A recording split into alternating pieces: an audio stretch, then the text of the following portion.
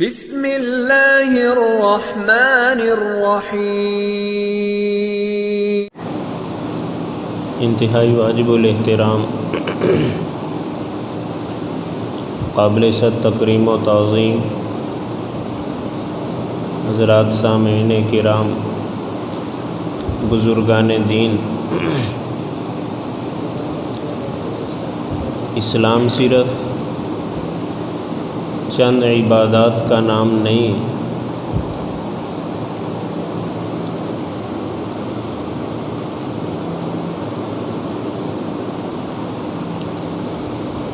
اسلام صرف چند عبادات کا نام نہیں ہے،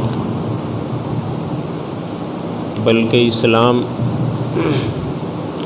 ایک مکمل ضابطہ حیات ہے۔ نماز، روزہ، حج، زکوٰۃ، یہ اسلام کے چند ایک رکن ہیں، مکمل اسلام نہیں ہے۔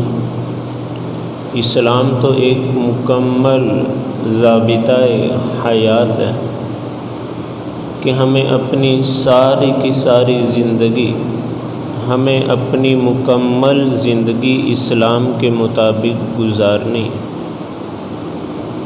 صبح سے لے کر شام تک، شام سے لے کر صبح تک، بلوغت سے لے کر وفات تک، وفات سے لے کر قبر میں اترنے تک، ہمیں ایک ایک چیز کے اندر اسلامی تعلیمات کے پیچھے چلنا اور پیروی کرنی۔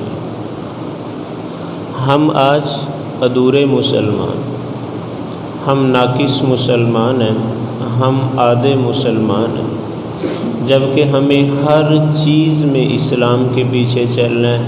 جیسے کھانا ہے، جیسے پینا ہے، جیسے سانس لینا ہے، ہر حال میں کھانا ہی ہے، کوئی آپشن نہیں۔ پینا ہے تو ہر حال میں پینا ہی ہے، کوئی آپشن نہیں ہے۔ سانس لینا ہے تو پھر لینا ہی ہے، کوئی آپشن نہیں ہے۔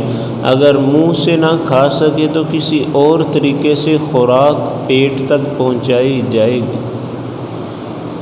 جو منہ سے کھا سکتے ہیں وہ کھا رہے ہیں، اگر خدا نخواستہ کسی تکلیف کی وجہ سے ہم منہ سے نہ کھا سکے تو نالی کے ذریعے سے، ناک کے ذریعے سے خوراک ہمارے معدے تک پہنچائی جاتی۔ ایسے ہی پانی ہم نے پینا ہی ہے، اس کے بغیر کوئی چارہ نہیں ہے۔ اگر منہ سے پی سکے تو ٹھیک، نہ پی سکے تو پہنچایا جائے گا۔ ہم نے سانس لینا ہے، لیں گے تو زندہ رہیں گے، اگر نہ لیا تو ہم دنیا سے چلے جائیں گے۔ اگر آرام سکون سے لے سکے تو ٹھیک، نہ لے سکے تو جدید آلات کے ذریعے سے ہمارے سانسوں کو بحال کیا جائے گا۔ بالکل اسی طریقے سے ہمیں ایک ایک چیز کے اندر اسلام کے پیچھے چلنا ہے، اسلامی تعلیمات کی پیروی کرنی ہے۔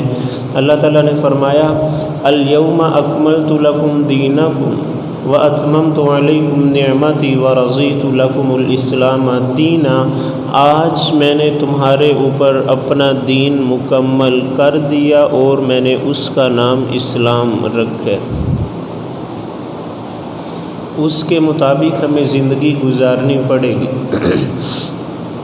اگر ہم اس کے مطابق زندگی نہیں گزارتے، کوئی اور راستہ تلاش کرتے ہیں، تو پھر قرآن کیا کہتا ہے؟ قرآن کہتا ہے وَمَن يَبْتَغِ غَيْرَ الْإِسْلَامِ دِينًا فَلَن يُقْبَلَ مِنْهُ۔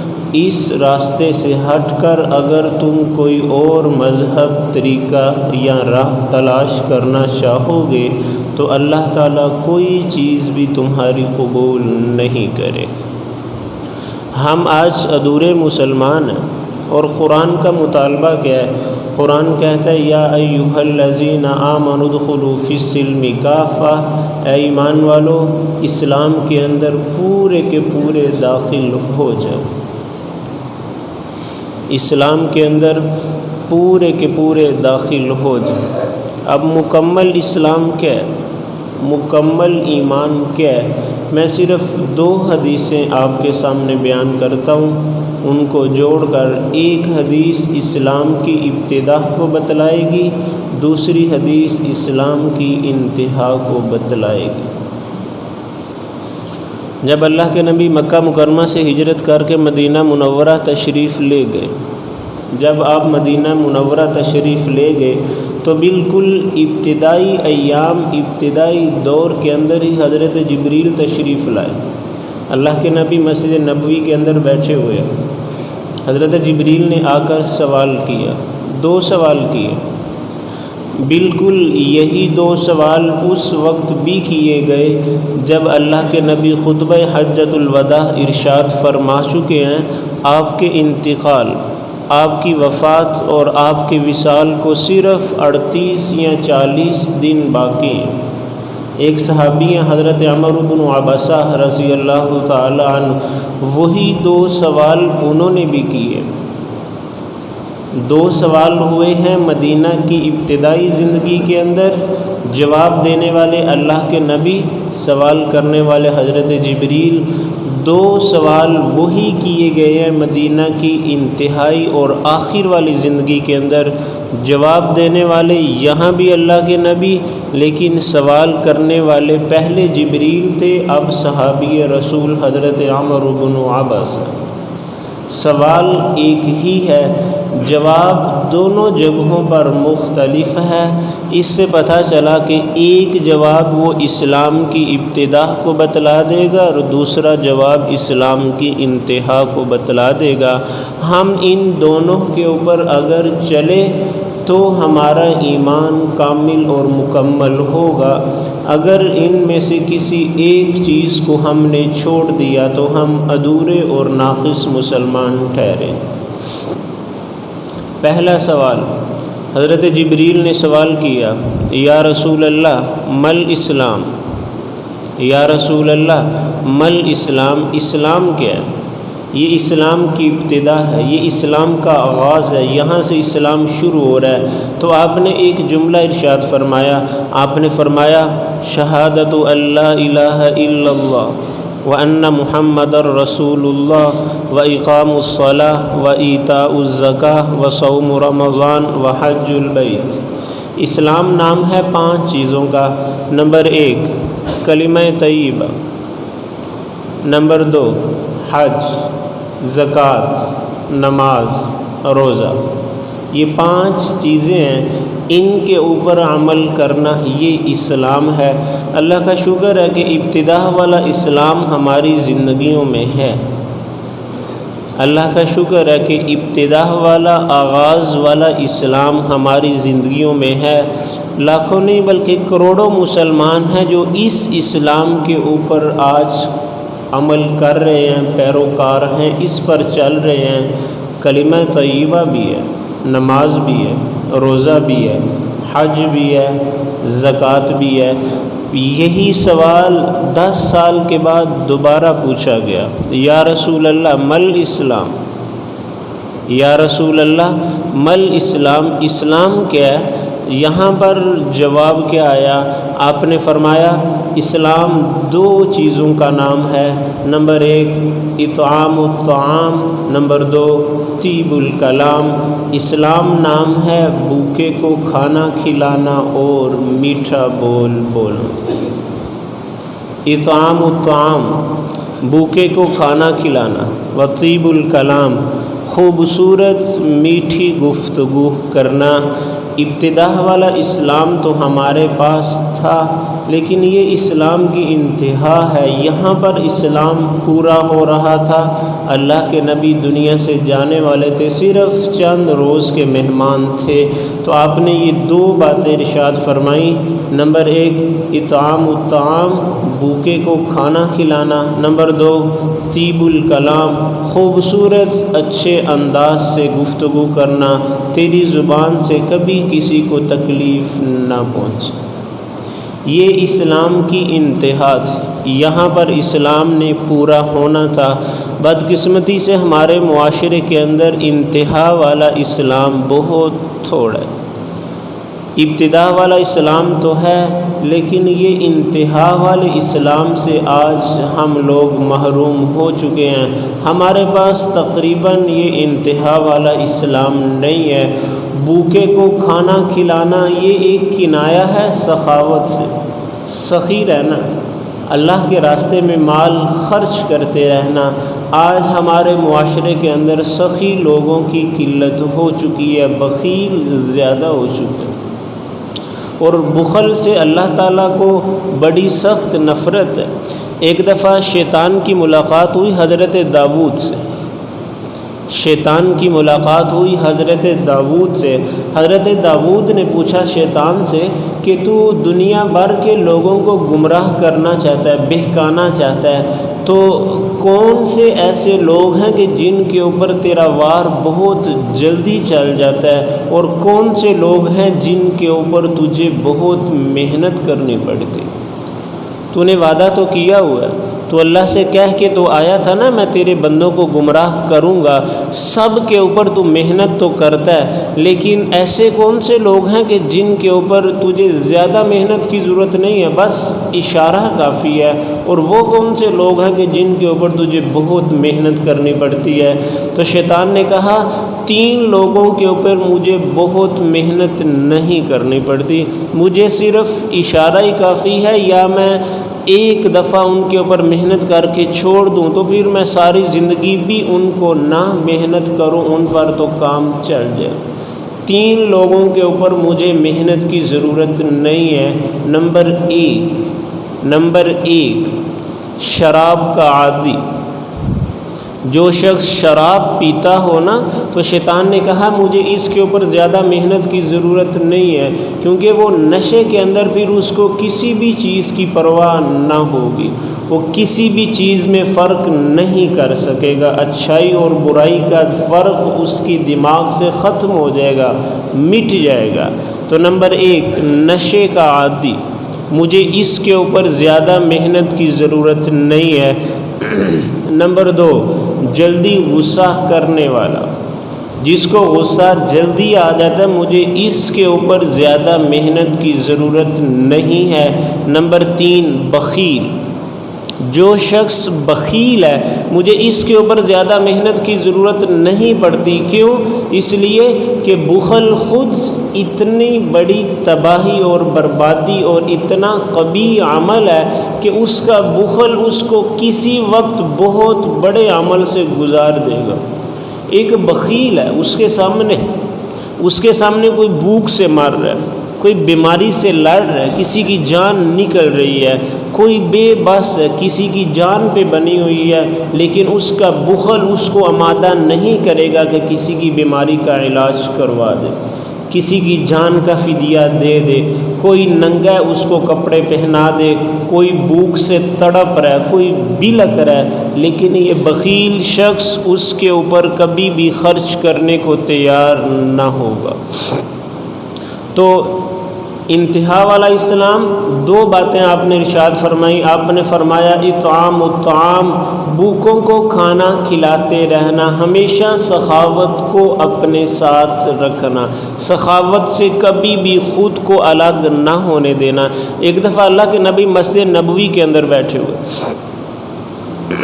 ایک شخص آیا، آ کر کوئی آپ سے سوال کیا، کوئی چیز مانگی، تو آپ نے فرمایا کہ میرے پاس اس وقت تو نہیں ہے، آپ نے فرمایا میرے پاس اس وقت تو نہیں ہے۔ تو وہ بڑے تیز تھے، وہ کہنے لگے یا رسول اللہ میں آپ کا نام لے کر فلاں شخص سے لے جاتا ہوں، جب آپ کے پاس ہو تو آپ ادا کر دیجئے گا۔ آپ مسکرا پڑے، آپ نے فرمایا ہاں ٹھیک، آپ لے جاؤ میں دے دوں گا۔ حضرت عمر پاس بیٹھے ہوئے تھے، جب وہ شخص اٹھ کر چلا گیا تو حضرت عمر نے تھوڑا ناگواری کا اظہار کیا، کہنے لگے یا رسول اللہ یہ کون سی بات ہے، یا رسول اللہ یہ کون سی بات ہے، جب آپ کے پاس ہو تو آپ خرچ کیجئے، لیکن اگر آپ کے پاس نہ ہو تو آپ کسی کا قرضہ اپنے ذمے کیوں لیتے ہیں؟ تو حضرت اللہ کے نبی خاموش رہے۔ تو پاس ایک اور صحابی بیٹھے ہوئے تھے، حضرت عبداللہ بن حذیفہ، انہوں نے کہا انفق ولا تخش من ذی العرش اقلالا، یا رسول اللہ آپ خرچ کرتے رہیں اور عرش والے سے آپ فقر کا خوف نہ کھائیے۔ آپ پھر مسکرا پڑے۔ آپ نے حضرت عمر کو دیکھ کر فرمایا عمر بہذا امرت، میرے اللہ نے مجھے اسی چیز کا حکم دیا ہے، کیا میرے حبیب اگر پاس ہو تب بھی خرچ کیجئے، اگر پاس نہ ہو تب بھی خرچ کیجئے۔ میرے حبیب پاس ہو تب بھی خرچ کرتے رہیے، پاس نہ ہو آپ تب بھی خرچ کرتے رہیے۔ اللہ کے نبی نے کبھی بھی کسی کو انکار نہیں کیا۔ اگر آپ کے پاس ہوا تو آپ نے دے دیا، اگر نہ ہوا تو یہ نہیں کہا کہ نہیں دوں گا، مگر آپ نے فرمایا کسی اور موقع پر آ جانا میں ضرور دوں گا، کسی اور موقع پر آ جانا میں آپ کو ضرور دوں گا۔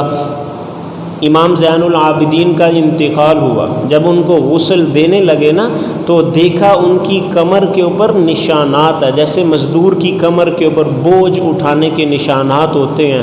تو غسل دینے والے لوگ بڑے حیران ہوئے کہ امام زین العابدین کی زندگی تو شاہانہ تھی، آپ کے پاس تو مال و دولت کی کوئی کمی نہیں ہے، لیکن پیٹھ، پشت، کمر کے اوپر نشانات کس چیز کے ہیں؟ تو جب تحقیق کی گئی نا تو پتہ چلا جب رات کو سب سو جایا کرتے تھے نا تو امام زین العابدین اپنے گھر سے خوراک کی بوریاں اٹھاتے اور فقیروں کے گھروں کے اندر گرا کر آ جاتے، ان کو پتہ بھی نہ چلتا۔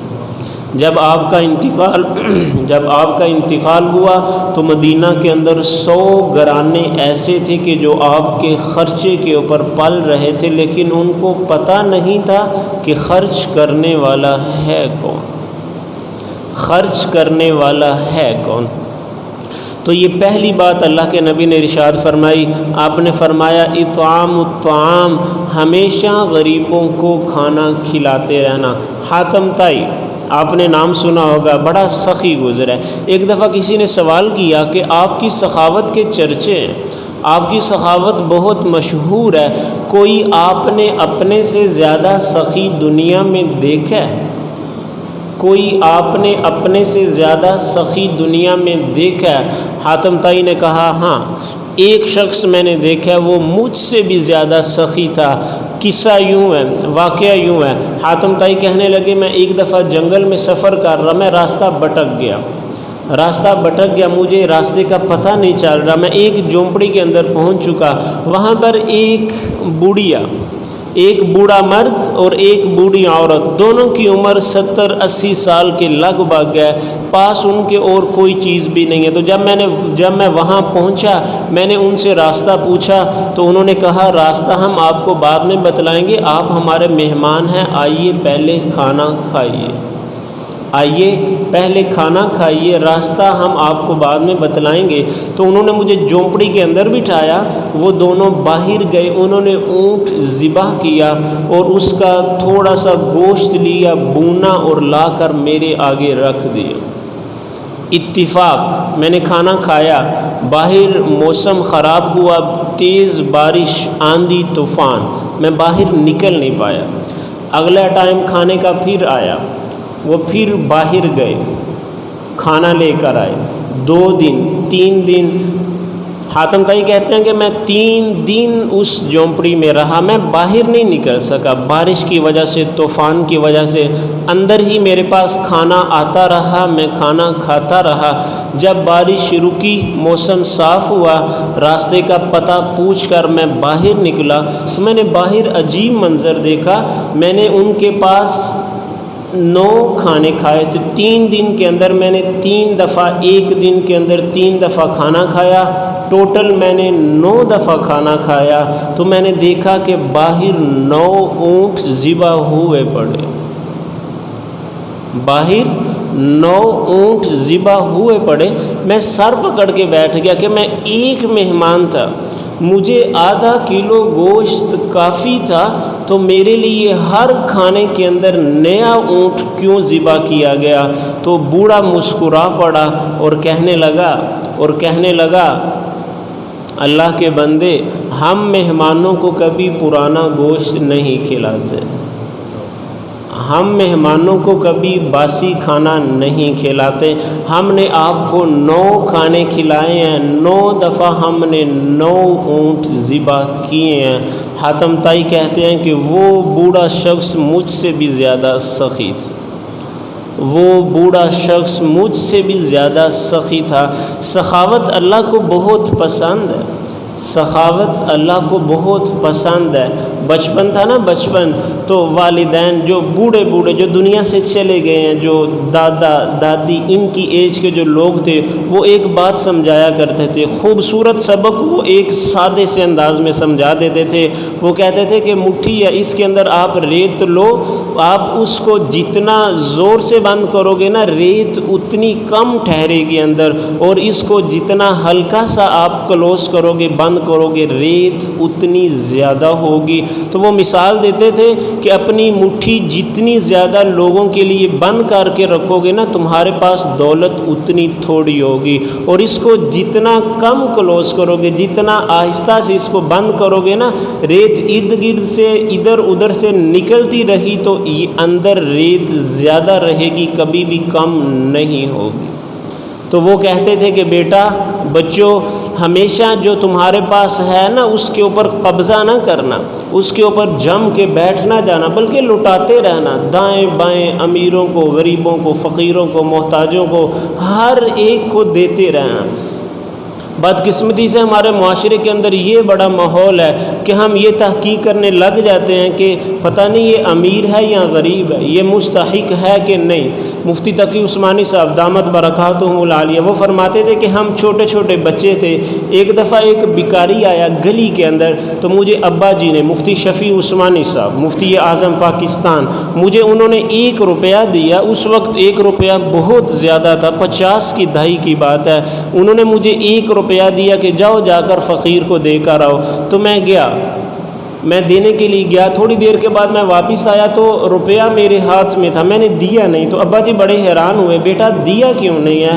تو مفتی صاحب فرمانے لگے، میں نے ابا جی سے کہا، ابا جی وہ تو نوجوان ہے، وہ تو تندرست ہے، وہ جا کر محنت کرے، جا کر کمائے، وہ اس لائق نہیں ہے کہ اس کو پیسہ دیا جائے۔ ایسے ہی وہ مانگ رہا ہے، وہ محنت کر سکتا ہے، وہ مزدوری کر سکتا ہے، وہ اس کا مستحق نہیں تھا۔ تو مفتی شفیع عثمانی صاحب نے بڑا خوبصورت جملہ فرمایا، وہ فرمانے لگے، بیٹا جو مانگے آنکھیں بند کر کے دے دیا کرو، یہ نہ دیکھو کہ یہ مستحق ہے یا نہیں۔ اگر یہ تحقیق کرنے لگ گئے تو جو ہمیں دیکھ رہا ہے پھر وہ بھی تحقیق کرے گا کہ یہ مستحق ہے کہ نہیں۔ اگر اس نے تحقیق شروع کر دی نا آسمان والوں نے، تو پھر پانی کے ایک گھونٹ کو ترسو گے۔ ہم تو اس کے مستحق نہیں ہے کہ وہ ہمیں ایک لقمہ بھی دے، کہاں ہم اور کہاں وہ۔ جو مانگے اس کو دے دو، یہ دیکھو ہی نہ کہ یہ استحقاق رکھتا ہے یا نہیں، اس کو دینا چاہیے کہ نہیں۔ بس جس نے مانگا ہے آنکھیں بند کر کے جو کچھ ہے جو دے سکتے ہو اس کو دے دو۔ یہ پہلی بات آپ نے ارشاد فرمائی۔ آپ نے فرمایا اسلام کی انتہا ہے اطعام الطعام، غریب فقیر محتاج کے اوپر خرچ کرنا۔ دوسری بات وطیب الکلام، طیب الکلام، میٹھی گفتگو کرنا، خوبصورت گفتگو کرنا۔ بدقسمتی سے ہمارے معاشرے کے اندر زبان کا استعمال بہت خراب ہو چکا ہے۔ کوئی چھوٹا ہے یا بڑا ہے، کوئی مرد ہے یا عورت، ہم زبان نہیں رکھتے، ہم تو کوئی داری دار خنجر رکھتے ہیں جو ہم چلاتے ہیں اور اگلے شخص کو ہم زخمی لہو لہان کر دیتے ہیں۔ کہنے والے کو کیا پتا کہ سہنے والا کتنی دیر تک اس درد سے گزرتا رہے گا۔ آپ نے فرمایا طیب الکلام، ہمیشہ خوبصورت نرم گفتگو کرنا، نرم گفتگو کرنا۔ میں اور آپ کیا چیز ہے، میری اور آپ کی کیا حیثیت ہے؟ اللہ کے نبی، اللہ کے نبی آپ حجۃ الوداع کے لیے تشریف لے جا رہے ہیں، آپ کو زبان کا واقعہ سنانے لگا ہوں کہ زبان کا درد کتنا زیادہ اور کتنا تکلیف دہ ہوتا ہے۔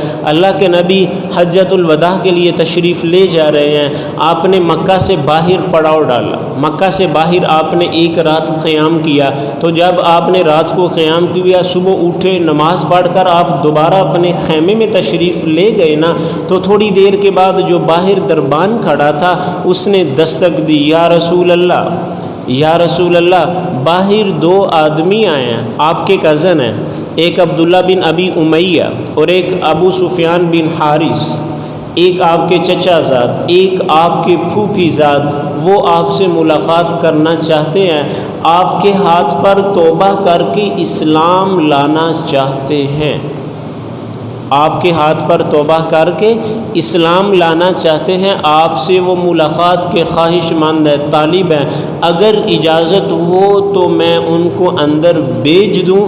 اندر سے جواب کیا آیا کہ سوچا بھی نہیں جا سکتا، خیال بھی نہیں کیا جا سکتا کہ جواب یہ بھی مل سکتا تھا۔ آپ نے فرمایا ان دونوں کو اندر آنے کی اجازت نہیں ہے اور مجھے ان کا اسلام نہیں چاہیے، مجھے ان دونوں کے اسلام کی ضرورت نہیں ہے اور مجھے ان کا اسلام بھی نہیں چاہیے۔ پھر اللہ کے نبی باہر تشریف لائے، آپ نے فرمایا مجھے ان دونوں نے بڑا دکھ دیا، مجھے ان دونوں نے بڑی تکلیف دی ہے۔ دکھ کیا دیا ہے، تکلیف کیا دی ہے؟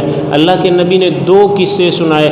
آپ نے فرمایا یہ جو ابو سفیان بن حارثہ ہے نا، یہ جب میں مکہ کے اندر تھا تو میرے خلاف اشعار کہا کرتا تھا، میرے خلاف اشعار بول کر مجھے گالیاں دیتے، مجھے طعن و تشنیع کا نشانہ بناتے۔ اور یہ جو دوسرے ہیں نا عبداللہ بن ابی امیہ، میں ایک دفعہ حرم کے اندر تبلیغ کر رہا تھا تو یہ وہاں پر آیا اور اس نے آ کر ایک جملہ مجھے بولا تھا، آج تک میرے دل کے اوپر وہ جملہ نقش ہے، میں اس کو بھول نہیں پایا۔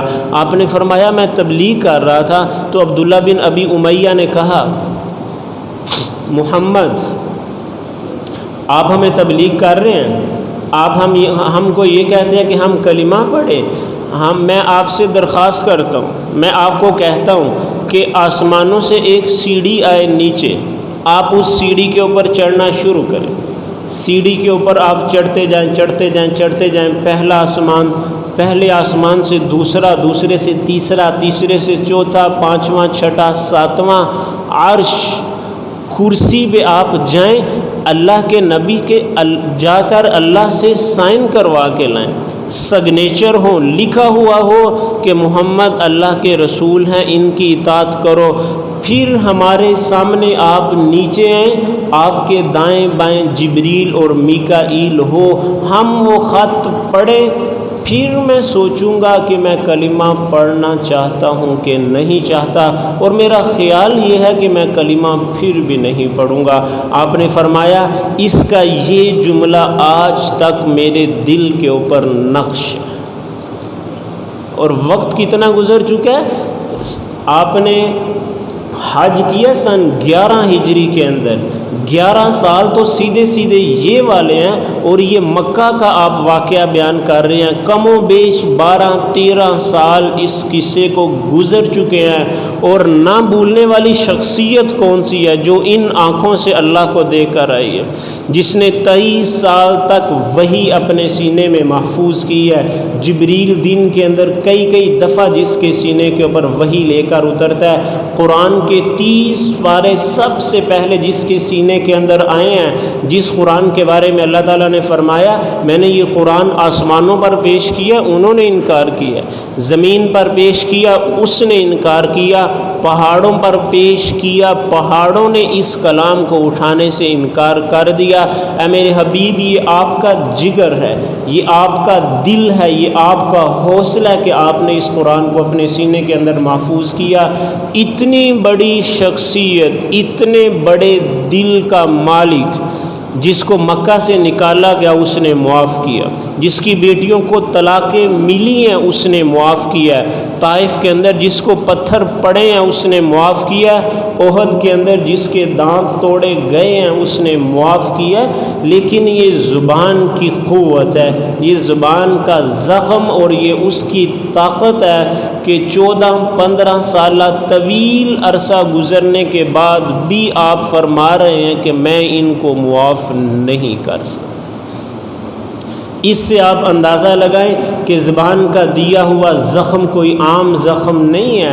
ہم تو بول کے چلے گئے، ہم تو کہہ کے چلے گئے، ذرا اس سے تو پوچھئے جس نے سنا ہے، ذرا اس سے تو پوچھئے جس نے سہا ہے، جس نے برداشت کیا ہے۔ حضرت علی کا بڑا خوبصورت شعر ہے، حضرت علی فرماتے ہیں جراحات السنان لها التیام ولا یلتام ما جرح اللسان، چھری، تیر، تلوار، ان کے ذریعے سے زخم لگایا جائے تو ایک نہ ایک دن وہ زخم بھر جائے گا، لیکن جو زخم زبان لگائے گی نا وہ زخم کبھی بھی نہیں بھر سکتا، وہ زخم کبھی بھی نہیں بھر سکتا۔ تو یہ اللہ کے نبی نے دوسری بات ارشاد فرمائی تھی۔ آپ نے پہلی بات ارشاد فرمائی اطعام الطعام، غریبوں فقیروں کو کھانا کھلاتے رہنا۔ دوسری بات طیب الکلام، ہمیشہ اپنی زبان کو اچھے طریقے سے استعمال کرنا۔ اس خدا کی قسم جس کے قبضہ قدرت کے اندر میری اور آپ کی جان ہے، جو میرے الفاظ میری زبان کے اوپر آنے سے پہلے سن رہا ہے، سمجھ رہا ہے، 7 سمندروں کی کڑواہٹ اگر اکٹھی کر لی جائے نا تو زبان کی کڑواہٹ ان سے بھر جائے گی، اور پوری دنیا کا شہد اکٹھا کر لیا جائے لیکن زبان کا شہد پوری دنیا کے شہد سے زیادہ میٹھا ہو جائے گا۔ حضرت عمر بن عبدالعزیز نے کہا تھا اگر کوئی علاقہ تلوار کی بنیاد پر فتح نہ ہو رہا ہو تو اس علاقے کو زبان کی مٹھاس سے فتح کر لینا، وہ بہت جلد فتح ہو جائے گا۔ تو یہ میں نے 2 باتیں آپ کے سامنے ذکر کی ہیں، ایک ابتدا والا اسلام، ایک انتہا والا اسلام۔ ابتدا والا اسلام ہمارے معاشرے میں ہے، اس کے اوپر ہم اللہ کا شکر ادا کرتے ہیں، لیکن انتہا والا اسلام ہمارے معاشرے سے نکل چکا ہے۔ کوئی خال خال اللہ کے بندے ہیں، زمین نیک لوگوں سے خالی نہ ہوگی، ہیں نیک لوگ، لیکن سب کوشش کریں کہ جیسے ابتدا والا اسلام ہمارے پاس ہے انتہا والا اسلام بھی ہمارے پاس آ جائے۔ اللہ تعالیٰ سے دعا ہے اللہ تعالیٰ عمل کرنے کی توفیق عطا فرمائے۔